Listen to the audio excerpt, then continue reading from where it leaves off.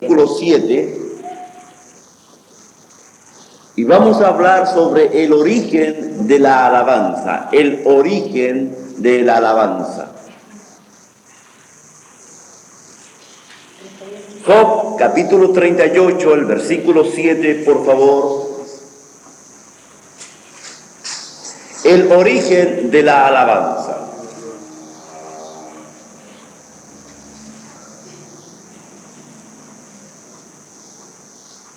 Leemos la palabra de Dios en el nombre de Jesús y todos decimos amén. Amén. Cuando alababan todas las estrellas del alba y se regocijaban todos los hijos de Dios.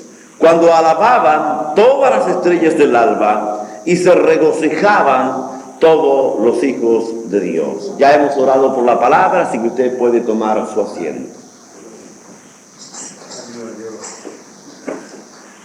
Nosotros como seres humanos estamos viviendo en una etapa, hermanos, en que la música y el cántico han alcanzado hoy día una influencia increíble.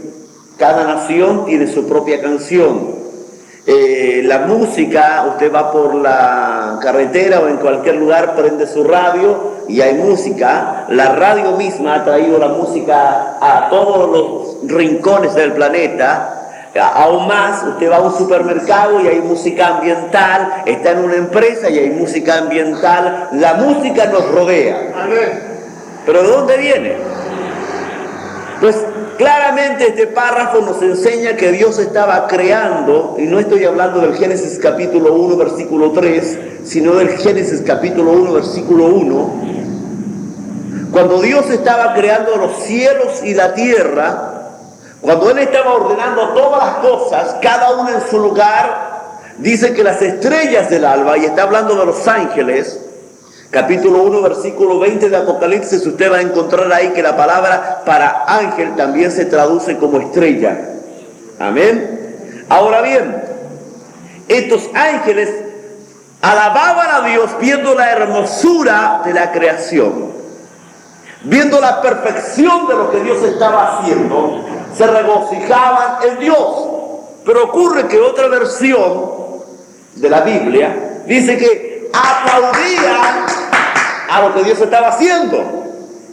Era tan hermoso lo que Dios estaba haciendo que ellos aplaudían, alababan a Dios. Los ángeles, y entre las criaturas que Dios creó, son seres racionales, seres pensantes. Es interesante que nosotros vemos una cantidad enorme de animales irracionales, pero Dios busca para sí seres inteligentes para que le adoren. No roboces, no autómatas, no seres pensantes, seres que razonan, porque los ángeles son seres no roboces, son seres que piensan. Si no, no hubiera habido la rebelión que hubo. Se rebelaron porque pensaban y porque decidieron. Es importante analizar esto. Los ángeles son parte de la adoración, y cuando uno ve a los ángeles por miles, significa que a Dios le gusta la muchedumbre y la alabanza en la multitud. Amén. Gloria a Dios. Cuando uno ve a los ángeles, dice, bueno, son los ángeles los únicos que adoran. Bueno, Dios tiene varias creaciones, no solo los ángeles, sino hay otros seres creados también por Dios, entre ellos los serafines.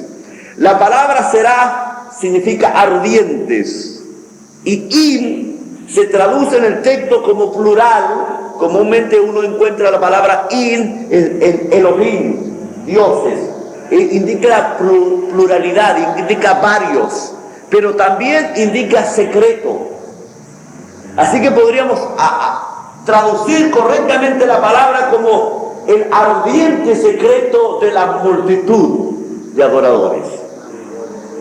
Ellos aparecen solo una vez en la Biblia, solo una vez los identificamos, los descubrimos, y es en un momento muy especial, cuando Isaías se encuentra frente a la gloria de Dios y están estos serafines, uno en un lado y otro en el otro, gritando a un vozarrón tan alto, tan fuerte, diciendo: Santo, Santo, Santo. Amén. Y dice que el vozarrón que pronunciaban era tan fuerte que el sonido que emitían hacía temblar ya la casa.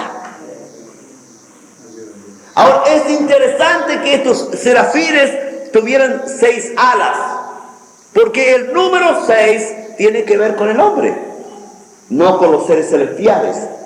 Así que Dios está tratando de decirnos algo ahí. Y es interesante también que justamente ellos ministran en el altar de bronce. ¿Por qué? Porque el altar de bronce nos señala a la cruz de Cristo.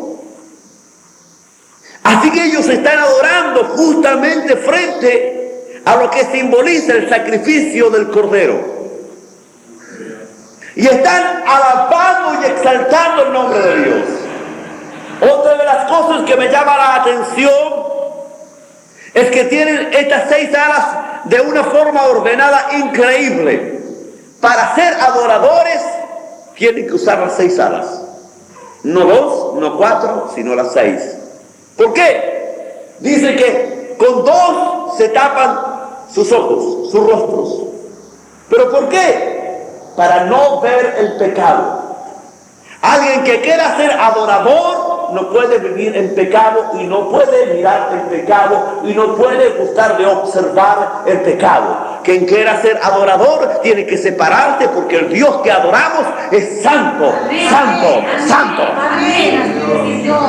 Nadie puede decir: yo quiero ser adorador, yo canto para Dios, yo alabo a Dios. Aún en ti mismo, hermano, que estás en la banca, si tú quieres acercarte a adorar a Dios, tienes que limpiarte en la sangre del Hijo de Dios.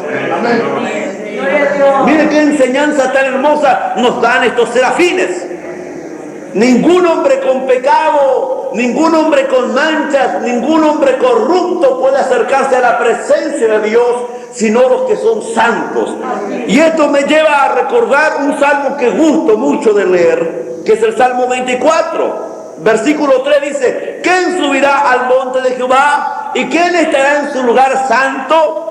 El limpio de manos y puro de corazón, que no ha elevado su alma a cosas vanas, ni jurado con engaño. Él recibirá bendición de Jehová y justicia del Dios de salvación. Tal es la generación de los que te buscan, de los que buscan tu rostro, oh Dios de Jacob. Nadie que pretenda cantar, usted puede venir a la reunión y cantar junto con nosotros, pero puede que Dios no reciba su cántico. Puede que Dios no reciba su alabanza.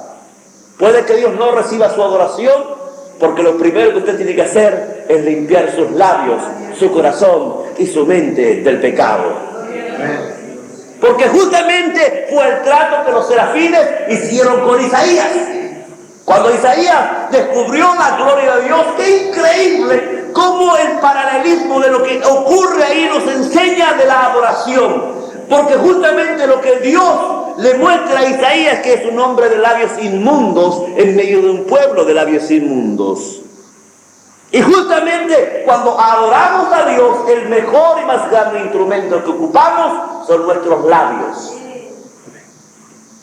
¿Qué quiere decir? Que Dios no puede recibir labios sucios, palabras soeces, palabras groseras. Dios quiere que tus labios y tu vida sean limpias para alabar el nombre de Dios.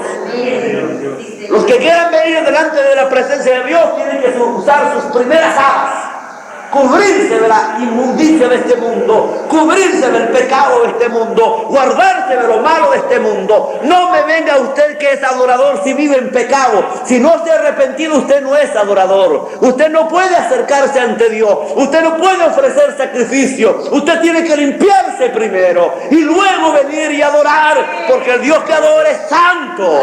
Amén. Tenemos un problema hoy, que cualquiera puede vivir una vida de pecado, una vida licenciosa, y se cree con la autoridad de venir delante de Dios y adorar. Estos serafines lo primero que hacen es no ver el pecado de Isaías. Porque para poder estar en la presencia de Dios hay que ser santo. Y ellos están delante de Dios. Y dice la Escritura que sin santidad nadie verá a Dios. En la alabanza es primordial la santidad. Es necesaria la santidad. Dice la Escritura, la santidad conviene a tu casa. Amén. Y qué importante es que esta casa, usted, sea santa. Para que el Espíritu habite aquí y de mi interior salga la alabanza, el cántico, la adoración, las acciones de gracia, el júbilo, la palabra de guerra, la palabra de honra, pero con santidad. Cuando aprendemos estas cosas, descubrimos por qué Dios muchas veces no se agrada de los cánticos y de las adoraciones. Descubrimos por qué muchas veces tenemos problemas en nuestros cultos. Porque nuestras congregaciones creen que pueden venir delante de Dios y cantar con vidas contaminadas en pecado, y eso no es posible. Los serafines nos enseñan que las primeras alas son para tapar sus rostros del pecado, y sus segundas alas son para tapar sus pies. Ellos no pueden ver el pecado, pero tampoco pueden tener pecado interior, porque los pies hablan de la desnudez. Habla del pudor, habla del cuidado con tu propia vida. Puede que no veas el pecado, pero hay dentro de ti cosas que empañan la gloria de Dios y te muestran desnudo delante de Dios. Has perdido las vestiduras que Dios te ha dado. Has perdido la vestimenta de sacerdote, la vestimenta de hijo de Dios, la vestimenta para ministrar la alabanza. Dos cosas tremendamente importantes: tapar nuestra vida para ver el pecado, pero también vivir nosotros interiormente una vida de santidad. Y las 2 horas que le quedaban era para hacer lo que Dios tenía que mandarles a hacer. Significa que para alabar a Dios, para cumplir el ministerio de Dios, primero tengo que no mirar el pecado, no vivir en pecado en segundo lugar, y luego puedo hacer el ministerio de la alabanza. Luego puedo hacer la obra de Dios. Luego puedo trabajar en las cosas de Dios. Luego puedo ministrar para Dios. Luego puedo trabajar en sus cosas. Primero me santifico, primero me cuido, primero me guardo y después hago. Amén. ¿O no, hermanos? Amén. Y esa es palabra de Dios. Comenzamos con complicaciones. Yo no esperaba esto es lo que el Señor me está dando. Si ustedes van a ver las copias, no tiene nada que ver lo que está. Esto es ahora, es lo que el Señor me está dando para ustedes. Él sabe por qué lo hace, Él sabe por qué habla, Él conoce más que nadie tu corazón y el mío. Delante de Él no nos podemos esconder. Ese es el problema. Cuando uno como predicador dice: Señor, mire esta palabra, ¿qué voy a hablar? Y se sube aquí y uno empieza a recibir y empieza a dar. Y yo le digo que yo llegaría a mi casa y volvería a hacer la hoja, pero ya está hecha.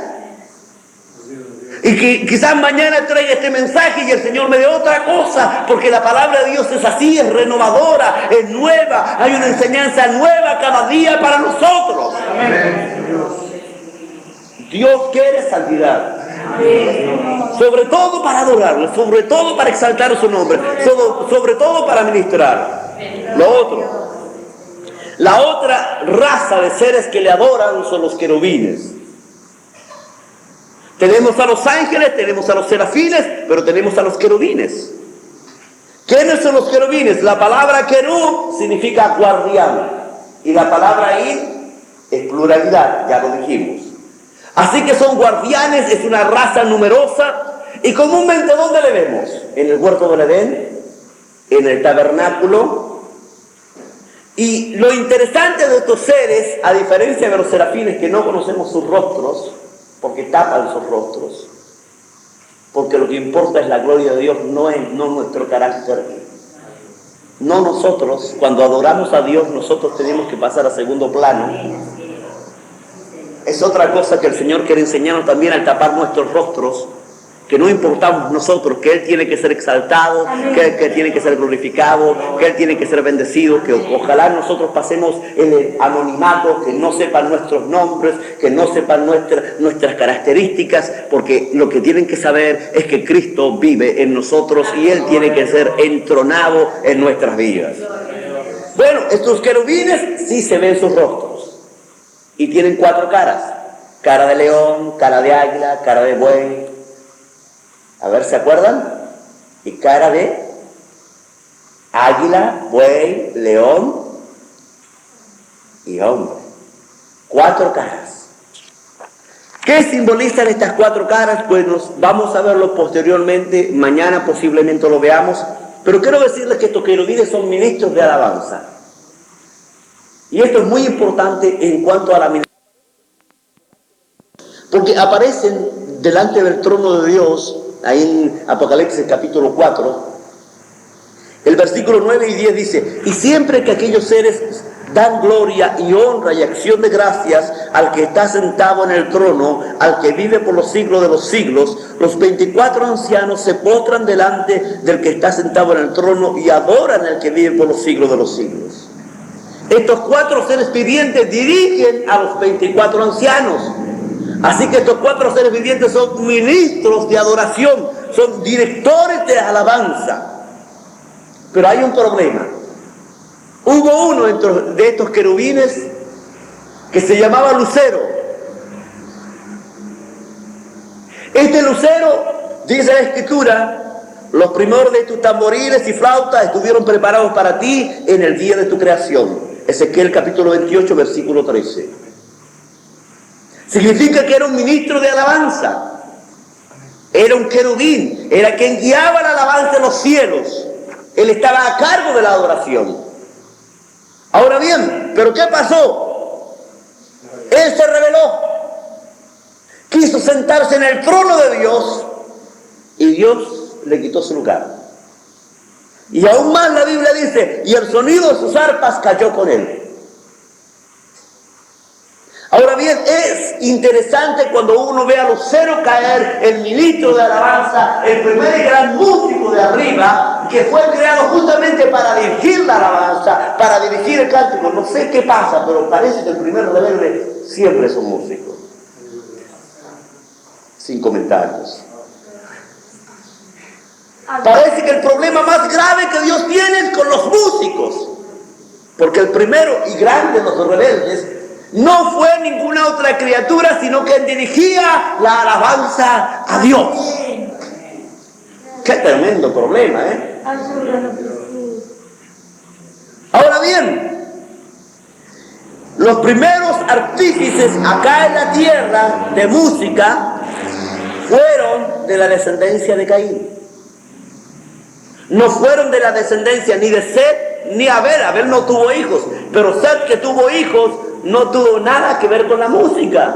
¿Qué quiero decir? Que Satanás se tomó la música para sí y la trajo a la tierra. Y a sus ministros satánicos comenzó a enseñarles la música. Y dice la Escritura que ellos fueron los primeros artífices, un tal Jubal, hijo de Caín. Ahora, note, si usted ve a Satanás y ve a estos artífices, va a ver las tres clases de instrumentos que existen. En Ezequiel aparecen los tamboriles y las flautas, que nos hablan los tamboriles de los instrumentos de percusión y las flautas de los instrumentos de viento. En Isaías 14:11 nos habla de arpas, que son los instrumentos de cuerda. Y en Génesis capítulo 4, versículo 21, donde habla de la descendencia de Caín, nos habla de arpas y flautas, o sea, instrumentos de cuerda e instrumentos de viento. Así que tenemos aquí las 3 clases de instrumentos que existen: de percusión, de vientos y de cuerdas. Y es interesante que él se robó la alabanza. Él se robó la música. El origen de la música fue arriba, en la gloria misma, en los cielos. Allá estaban los instrumentos. ¿Qué quiero decir? Que desde la eternidad han existido los instrumentos. No se le ocurrió al hombre los instrumentos. No fue idea humana. Estaban ya. Los instrumentos de cuerda, los de viento y los de percusión ya existían en la eternidad. Ese es el origen de los instrumentos, porque los instrumentos están hechos para alabar a Dios. Ahora bien, ¿cuándo comienza a restaurarse la alabanza? En primer lugar, la primera vez que hay gente que alaba a Dios es uno de los cánticos que a nosotros nos gustan mucho, los carros de Faraón. ¿Se acuerdan? Pues cuando cruzan el Mar Rojo el pueblo de Israel. María, mire, la primera ministra de alabanza fue una mujer. Honra para las mujeres. Amén. La primera ministra de alabanza no fue un hombre, no. Justamente Dios comenzar, se alegran las hermanas, se alegran las hermanas. Fue una mujer, María. María fue la que comenzó a alabar a Dios con las mujeres con panderos, a glorificar, exaltar el nombre de Dios. ¿Por qué? Porque Israel había sido libre de la persecución de los egipcios y del faraón.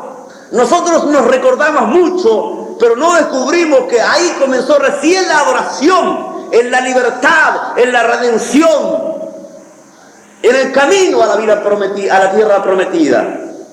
Y fue justamente una mujer llamada María, la hermana mayor de Moisés y mayor que Aarón, la principal entre las mujeres de Israel, fue la que motivó a las mujeres y a los hombres a alabar a Dios. Ahora bien, ¿qué es la alabanza? Alabanza es elogiar, celebrar con palabras, y adorar significa reverenciar con sumo honor y respeto a un ser. ¿Y este ser quién es? Dios. Ahora, ¿qué es la música? La música, dice el diccionario, es lenguaje artístico cuyo medio de expresión son los sonidos, compañía de músicos que cantan todos y tocan juntos, composición musical. Ahora hay varias clases de música: armónica, que significa la música vocal, de voces; instrumental, la compuesta solo por instrumentos; rítmica, la compuesta solo por instrumentos de cuerda; y la vocal, la compuesta por voces o acompañados por instrumentos. Ahora, ¿de qué nos está enseñando el Señor aquí? Cuando Jesucristo se encuentra con la mujer samaritana, Él le dice una verdad: ahora es, la hora ha llegado, este es el momento en que el Padre busca adoradores. ¿Por qué? Porque hasta ahora, hermanos, el diablo ha tenido muchos adoradores, muchos grupos satánicos que motivan a miles de jóvenes a adorar a Satanás. Y la iglesia no ha peleado ni ha aprendido a adorar a Dios como a Dios le gusta, con todas sus fuerzas, con toda su mente, con todo su corazón y con toda su voz. Porque Dios desea tales adoradores. Dios quiere que le adoremos. A Dios le gusta, somos su creación. Él tiene a los ángeles. Pero cuando nosotros tomamos el párrafo base de este seminario de alabanza, yo lo tomé justamente del libro de Cantares. Justamente del libro de Cantares. Y él me motivó a escribir una canción. No la voy a cantar hoy, pero voy a cantarla el último día. Yo no soy cantante, yo soy predicador. Pero mientras escribía Cantares, me di cuenta cómo le agrada a Dios la voz de la amada. Cómo le gusta a Dios, al esposo, la voz de su esposa. Hay algo especial en la voz de la mujer. Dios quiere que nosotros, como la esposa del Cordero, le alabemos. Y es interesante que la primera que restaura la adoración es una mujer. Gloria a Dios. ¿Qué quiere decir? Que la primera que debe restaurar la adoración a Dios es una mujer. La iglesia. Nosotros. No fue un hombre, porque quizás no lo habríamos entendido. Fue una mujer, porque Dios dice: mi iglesia es la que tiene que restaurarme la adoración a mí. Mi iglesia es la que tiene que aprender a cantar. Mi iglesia es la que tiene que venir con acciones de gracia. Mi iglesia es la que tiene que venir con adoración. Mi iglesia es la que tiene que venir a alabarme, a bendecirme, a exaltarme. Mi iglesia, nosotros. Pero ¿con cuánto ánimo venimos? ¿Con cuánto deseo? ¿Somos iguales que los serafines? ¿Hay ardor en nuestros corazones para alabar a Dios? ¿Hay deseo en nuestros corazones para bendecir su nombre? No hay muchas veces cansancio en el cántico. Cantamos de malas ganas, cantamos desganado. Lo hacemos indiferentemente, lo hacemos por costumbre. Y Dios no puede enviar bendición aquí. Dios envía bendición donde hay un corazón dispuesto, donde hay un corazón deseoso, donde hay un corazón anhelante, hay un corazón ardiente de adorarle. Pero ¿cómo está nuestro corazón? ¿Cómo es nuestro deseo de adorar? ¿Cómo es nuestra intención de adorar? ¿Cómo es nuestro anhelo de adorar? Vamos a comenzar un seminario de alabanza. Este es el primer día. Pero ¿cómo está tu corazón? ¿Con cuánto interés quieres aprender a adorar a Dios? ¿Cuánto es tu intención? ¿Serás como los serafines? En que tu corazón es ardiente en la adoración y te cuidas de la santidad y cuidas tu propia vida y cuidas tu ministerio. Porque tenemos nosotros como hombres y mujeres un ministerio. El Señor nos ha dado decacordio para alabarte. Decacordio para alabarte. Nos ha dado voz para cantar. Un cuerpo para llevar el ritmo. Oiga, usted créalo o no, pero el cántico cambia la atmósfera del lugar. Cuando usted está en la cocina, cuando está en cualquier lugar y está alegre y canta al Señor, o cuando usted empieza a cantar canciones emotivas y le dice cuán bueno eres, Señor, cuán hermoso eres, y empieza a llorar y empieza a elevar un cántico de alabanza. Gloria a Dios. Pero qué triste es cuando hemos comenzado a ser rutinarios, a ser vacíos, a no sentir lo que hacemos, a hacerlo por rutina. No le agrada eso a Dios.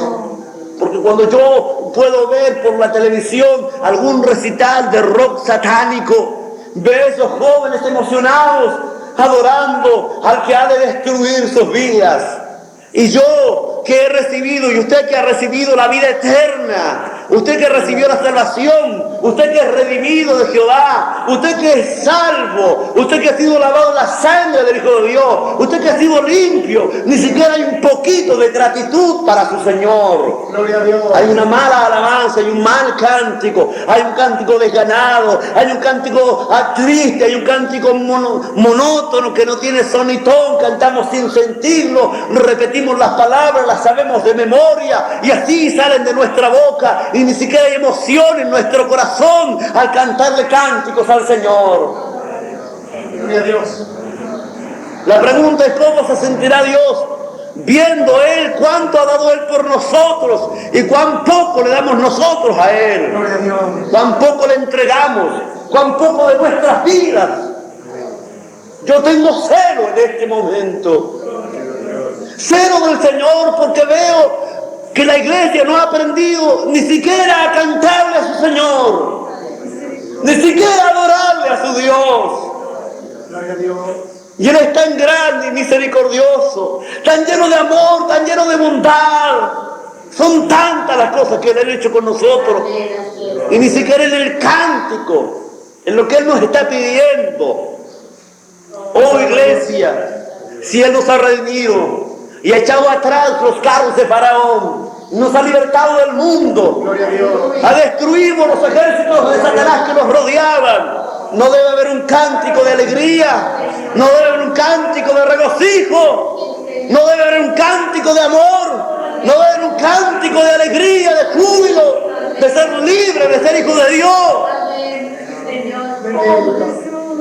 Ayúdenos el Señor. En realidad ayúdenos el Señor. Porque hay apatía, hay indiferencia, y usted la ve. Hay mucha indiferencia en muchos de los hijos de Dios, redimidos por la sangre del Cordero, lavados. No hay un corazón ardiente hacia el Señor, hay un corazón apático, un corazón frío, un corazón que no busca, un corazón que no quiere. Pero el Señor quiere tratar con nosotros este día. Gloria a Dios. Si este día somos pocos, bueno, estos pocos, celebremos a Dios, exaltemos su nombre, lo hagamos con gozo. Si dos hacían temblar los quiciales del templo, que más nosotros que somos más que dos, con más fuerza podríamos alabarle y el Espíritu de Dios se movería en este lugar, porque Él se mueve donde hay un pueblo que le adora, porque Él se mueve donde hay un pueblo que le canta con alegría, porque Él se mueve donde hay sinceridad en el corazón, porque Él Usted se mueve donde nuestro cántico es profundo, es verdadero y es genuino. Oh, aleluya. Aleluya. Oh, razones, piense, medite un poquito. ¿Es usted un serafín?